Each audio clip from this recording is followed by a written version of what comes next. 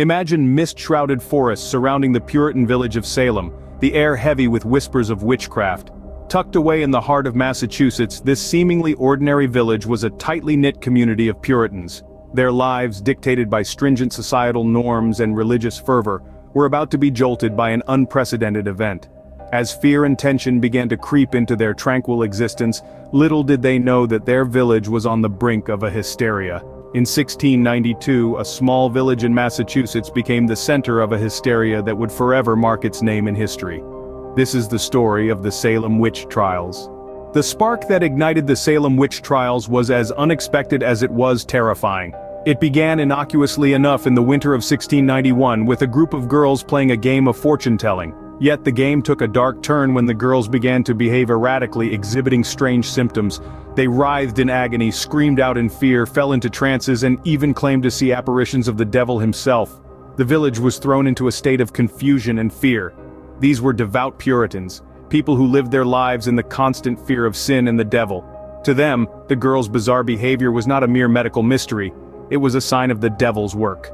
The girls were taken to a doctor who could find no physical cause for their afflictions. Left with no other explanation, the doctor declared that the girls were bewitched.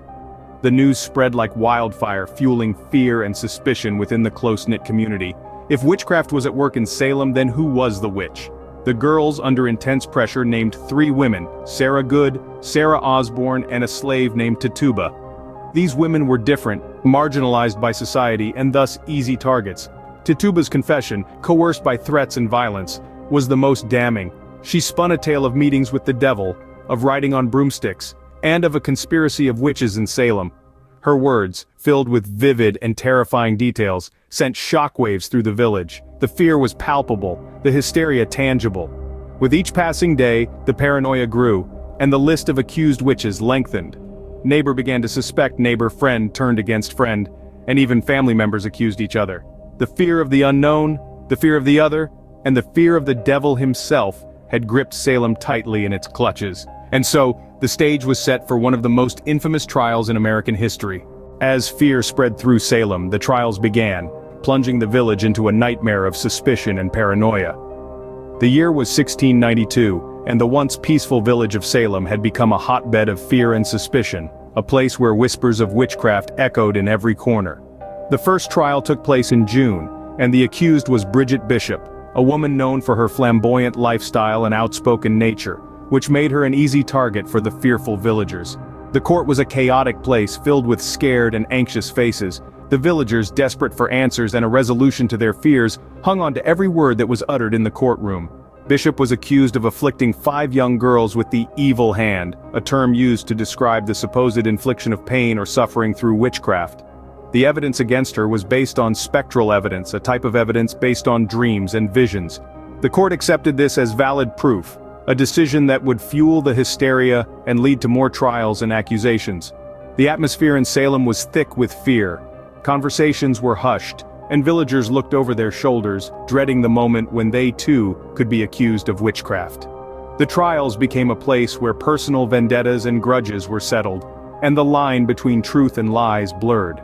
The trial of Bridget Bishop ended with her being found guilty and sentenced to death. The villagers, in their fear and desperation, saw this as a victory, the first step in ridding their village of the evil that had taken hold. Little did they know, this was just the beginning of a series of trials that would tear their community apart. Fear was the driving force behind the Salem Witch Trials. It clouded judgment, fueled suspicion, and turned neighbor against neighbor. The trials became a dark chapter in the history of Salem, a period marked by fear, suspicion, and a miscarriage of justice. In this climate of fear, no one was safe from accusation. The Salem Witch Trials had begun, and they would leave a mark on history, a chilling reminder of the destructive power of fear and hysteria. The accusations of witchcraft spread like wildfire, reaching all corners of the village and even beyond its borders. Imagine the scene, whispers of witchcraft echoing through the streets, fear lurking in every corner, no one safe from the accusatory finger of suspicion. In the heart of the village, the initial accusations were made by a handful of young girls. But soon, this spark ignited an uncontrollable flame of hysteria. The fear of the unknown, coupled with the fervent religious beliefs of the time, created a potent mix of paranoia and panic.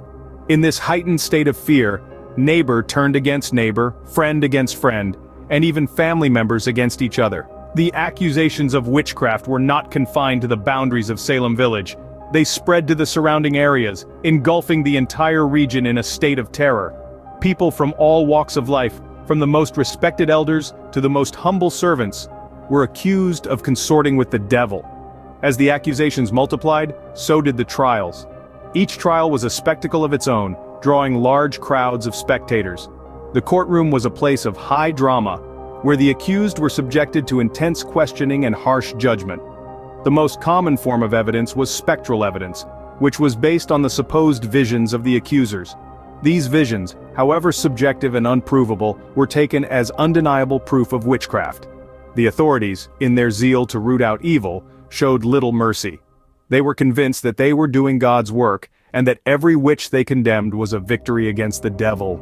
This belief, strongly held by the judges and the public alike, only fueled the hysteria, making the trials even more terrifying. Each trial represented a life hanging in the balance, a person's fate decided by the whims of fear and superstition, and as the number of accused witches grew, so did the number of those who were condemned. The trials became a grim routine, an endless cycle of accusation, trial, and judgment. The trials continued, each one more terrifying than the last. And as the hysteria spread, so did the darkness that would forever mark this period in history as one of the most chilling episodes of mass hysteria and injustice. Eventually, the wave of hysteria began to recede and the trials came to an end. The fall of 1692 saw a shift in the winds of Salem. Doubts were beginning to creep in. The air of fear and suspicion that had gripped the village was weakening. The tide began to turn when the wife of Governor Phips, Lady Mary, was accused. This raised eyebrows and sparked outrage, leading the governor to dissolve the court of Oyer and Terminer, the court responsible for the trials.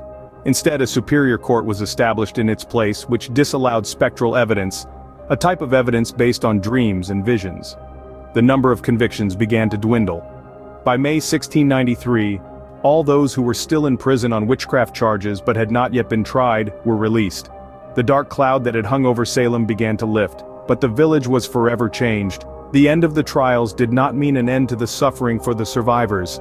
Many returned home to find their properties looted. Families were shattered, reputations tarnished, and the survivors lived with the stigma of the trials. The village itself was left in a state of devastation and division. The scars ran deep and the healing process was slow. In the years that followed, the villagers sought to make amends through a day of fasting and soul-searching, declared in January 1697. The same year, Judge Samuel Sewell, one of the judges during the trials, publicly apologized for his role. In 1706, Ann Putnam Jr., one of the main accusers, also made a public apology. She confessed that she had been deluded by Satan into denouncing her neighbors. These admissions of guilt, however, could not erase the horrors that had transpired. The Salem Witch Trials left a lasting scar on the village and the nation. It became a stark reminder of the dangers of mass hysteria, the misuse of authority, and the importance of a fair and just legal system. This dark chapter in American history continues to echo, serving as a cautionary tale for generations to come. The Salem Witch Trials have left an indelible mark on American history. This period of mass hysteria, where fear and suspicion overpowered reason, has been etched deeply into our collective consciousness. The trials have become a cautionary tale, a stark reminder of the dangers of unchecked fear and the erosion of justice. The trials have influenced our society and culture in profound ways. They have been immortalized in literature, from Arthur Miller's The Crucible, which used the trials as an allegory for McCarthyism, to countless novels and plays that explore the themes of fear, suspicion, and mob mentality. They have shaped our legal system, highlighting the importance of due process and the presumption of innocence. The aftermath of the trial saw a shift in public opinion.